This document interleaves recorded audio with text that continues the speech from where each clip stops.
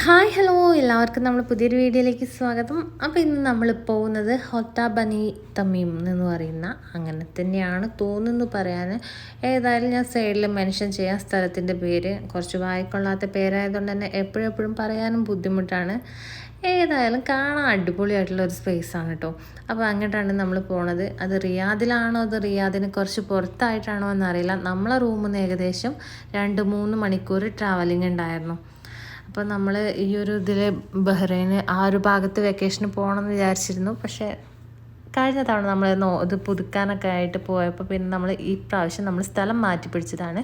അതിൻ്റെ റീൽസൊക്കെ കണ്ട് അടിപൊളി വൈബൊക്കെ പ്രതീക്ഷിച്ച് പോയത് തന്നെയായിരുന്നു. അപ്പോൾ നമ്മൾ റീൽസിൽ കണ്ട അതേ ലുക്കിൽ തന്നെ നമുക്ക് അവിടെ ആ ഒരു സ്ഥലവും അതേ ആ ഒരു ആംബിയൻസ് തന്നെയായിരുന്നു നമ്മൾ ചെന്നപ്പോഴും ഉണ്ടായിരുന്നത്. ഒരുപാട് റീൽസുകൾ ആ ഒരു സ്ഥലത്തിനെ കുറിച്ചിട്ട് റീൽസ് ഉണ്ടായിരുന്നു. നമ്മൾ ഗൂഗിളിലൊക്കെ സെർച്ച് ചെയ്ത് കഴിഞ്ഞിട്ടുണ്ടെങ്കിൽ നമ്മളെ കറക്റ്റ് പിക്ചേഴ്സും അതുപോലെ തന്നെ അവിടുത്തെ റീൽസിൻ്റെ കാര്യങ്ങളും ആ ഒരു ഡീറ്റെയിൽസും കാര്യങ്ങളും ഒക്കെ ഗൂഗിളിലുണ്ട്. ഹോത്ത ബനി തമീം എന്ന് പറയുന്ന ഒരു സ്ഥലമാണ്. അപ്പോൾ നമ്മൾ ആദ്യം ഗൂഗിൾ മാപ്പ് കാണിച്ചിരുന്ന വഴിയിലൂടെയാണ് പോയിട്ടുണ്ടായിരുന്നു. നമ്മളവിടെ എത്താനായപ്പോൾ ചെറുതായിട്ട് വഴിയൊന്ന് പാളി.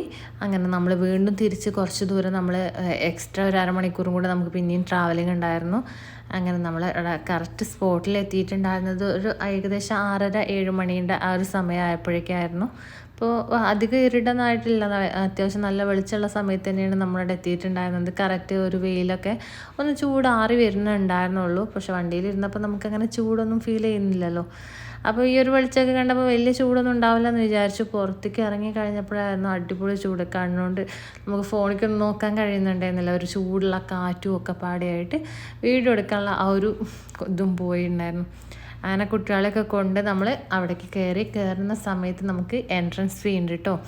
കുട്ടികൾക്ക് 10 റിയാലും അതുപോലെ തന്നെ വലിയവർക്ക് 30 റിയാലുമാണ് ഒരാൾക്ക് വരുന്നത്. അങ്ങനെ കുറച്ചൊരു ചാർജ് ഉണ്ട്. പക്ഷേ അതിനുള്ളിൽ അത്യാവശ്യം നല്ല അടിപൊളിയായിട്ടുള്ള ഒരു സ്പോട്ട് ആയതുകൊണ്ട് തന്നെ ആ ഒരു ചാർജ് നമുക്ക് വലിയ പ്രശ്നമായിട്ട് തോന്നൂല. അങ്ങനെ പിന്നെ ഇവിടുത്തെ ഒരു പ്രത്യേകത എന്ന് പറയുന്നത് വെച്ചിട്ടുണ്ടെങ്കിൽ അടുത്തൊന്നും വലിയ നമ്മൾ ഹോട്ടലും കാര്യങ്ങളും അങ്ങനത്തെ ഫുഡിന് പറ്റിയിട്ടുള്ള ഏരിയകളൊന്നും ഇല്ല. അപ്പോൾ നമ്മൾ അതിൻ്റെ ഉള്ളിലേക്ക് കയറുന്ന സമയത്ത് നമ്മളെ കയ്യിൽ ഫുഡൊക്കെ ഉണ്ടെങ്കിൽ നമുക്ക് കഴിക്കാനൊക്കെ പറ്റിയിട്ടുള്ള സ്ഥലമാണ്. ഞങ്ങൾ റീൽസിൽ കണ്ട് മാത്രം വന്നതുകൊണ്ട് തന്നെ ഞങ്ങൾ ഫുഡൊന്നും കരുതിയിട്ടുണ്ടായിരുന്നില്ല. പിന്നെ ഇതിൻ്റെ ഉള്ളിൽ തന്നെ ഫുഡ് കഴിക്കാനുള്ള ചില ബർഗറും അങ്ങനെ ചെറിയ ചെറിയ സ്നാക്സൊക്കെ കിട്ടുന്നുണ്ട്. അതിന് അത്യാവശ്യം നല്ല കോസ്റ്റും ഉണ്ട് കേട്ടോ. നല്ല ചാർജ് വരുന്നുണ്ട്. നമ്മൾ പുറത്തുനിന്ന് വാങ്ങിക്കുന്നതിനെക്കാട്ടിലും നല്ല ചാർജാണ് അതിൻ്റെ ഉള്ളിൽ നിന്ന് വരുന്നത്. അപ്പം നമ്മൾ പോകാനൊക്കെ ഉദ്ദേശിക്കുന്നുണ്ടെങ്കിൽ ഒന്നെങ്കിൽ ഫുഡ് ഉണ്ടാക്കിയിട്ടോ അല്ലെങ്കിൽ നമ്മൾ ഫുഡ് പാഴ്സലൊക്കെ വാങ്ങിയിട്ടൊക്കെ പോകുകയാണെങ്കിൽ ഒന്നും കൂടെ നല്ലൊരു അറ്റ്മോസ്ഫിയറായിട്ട് നമുക്ക് തോന്നും.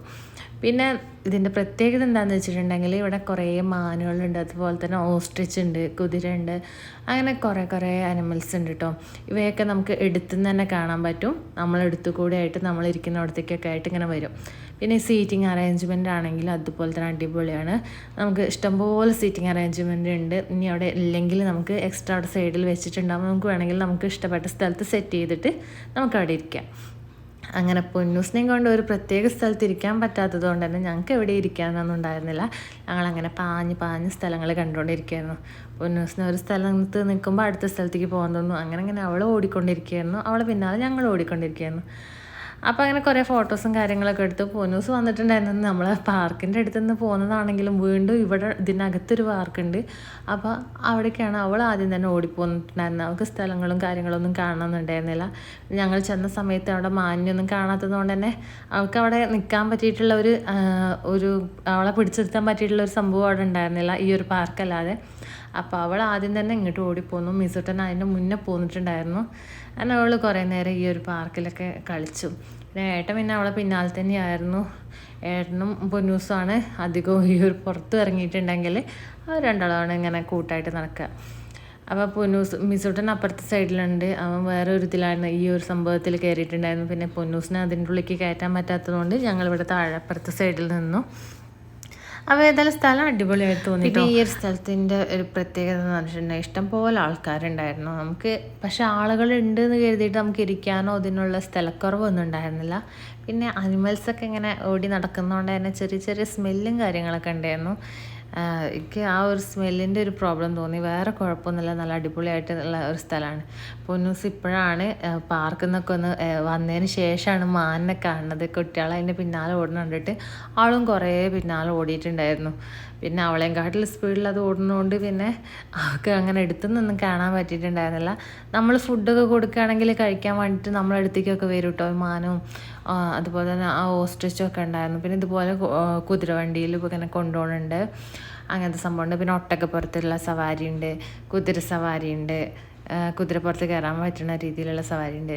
അങ്ങനെയൊക്കെ ആയിട്ട് പൊന്നൂസ് പിന്നെ മാനിനെ കണ്ടേരെ പിന്നെ മാനിൻ്റെ അടുത്തുനിന്ന് പോന്നിട്ടുണ്ടായിരുന്നില്ല. അതങ്ങനെ കുട്ടികളെയും ഫുഡിനെയൊക്കെ ചുറ്റിപ്പറ്റി അങ്ങനെ നടക്കുന്നതുകൊണ്ട് അല്ലാതെ കുഴപ്പമില്ല കേട്ടോ. കുട്ടികളെ ആ ഒരു കുസൃതിക്കനുസരിച്ച് മാനും ഓടിക്കൊണ്ടിരിക്കുന്നുണ്ടായിരുന്നു. പിന്നെ കുറേ നേരം എൻ്റെ കുട്ടി ഓടിക്കഴിഞ്ഞപ്പോൾ ഫുഡ് കൊടുക്കാൻ വേണ്ടിയിട്ട് നിന്നു. പുറത്ത് പോരുന്ന സമയത്ത് നമ്മൾ അധികവും ഇങ്ങനെ ഫീഡിങ് ബോട്ടിലിൽ ഫുഡ് കൊണ്ടുവരും. പുറത്തത്തെ ഫുഡൊന്നും കഴിക്കൂല, അപ്പോൾ പിന്നെ അങ്ങനത്തെ ഫുഡൊക്കെ കൊണ്ടുവരും. അപ്പോൾ അവൾക്ക് ഞാൻ കുറച്ച് നേരം ഫുഡൊക്കെ കൊടുത്തു കഴിഞ്ഞിട്ട് പിന്നെ ഇതുപോലത്തെ ചെറിയ ചെറിയ ഈ ഒരു റൂം പോലുള്ള ഈ ഒരു ടെൻറ്റ് പോലുള്ള ടൈപ്പിൽ നമുക്ക് അവിടെ നിൽക്കാനുള്ള സൗകര്യം കിട്ടും. നിൽക്കാനെന്ന് പറഞ്ഞിട്ടുണ്ടെങ്കിൽ നമുക്കവിടെ സ്പെൻഡ് ചെയ്യുന്ന ടൈമിൽ നമുക്ക് വേണമെങ്കിൽ അങ്ങനത്തെ ആ ഒരു ഇതും ഉപയോഗിക്കാം. അതിനുള്ളിലുള്ള എല്ലാ കാര്യങ്ങളും നമുക്ക് യൂസ് ചെയ്യാൻ പറ്റും ഈ ഒരു 30 റിയാൽ വെച്ചിട്ട്. നമുക്ക് എൻട്രൻസ് ഫീ മാത്രമേ ഉള്ളൂ, എക്സ്ട്രാ വേറെ ചാർജുകളും കാര്യങ്ങളൊന്നും വരുന്നില്ല. അങ്ങനെ പൊന്നൂസും മിസോട്ടിനും വീണ്ടും നമ്മളിവിടെ ഫുഡൊക്കെ വാങ്ങിച്ചിട്ടുണ്ടായിരുന്നു. അപ്പോൾ മാൻ നമ്മളെ അടുത്തേക്ക് വന്നിട്ടുണ്ടായിരുന്നു. അപ്പോൾ ഒരു പൊന്നൂസും മിസോട്ടിനും അതിൻ്റെ പിന്നാലെ അങ്ങനെ നടക്കുകയായിരുന്നു കേട്ടോ. അതിന് നമ്മൾ കൊടുക്കുന്ന ഫുഡൊക്കെ അത് കഴിക്കും. അങ്ങനെ കുറേ നേരം നമ്മളവിടെ സ്പെൻഡ് ചെയ്ത് പോരാൻ നിൽക്കുകയാണ്. അപ്പോൾ അത്രയൊക്കെയുള്ളൂ. Love by.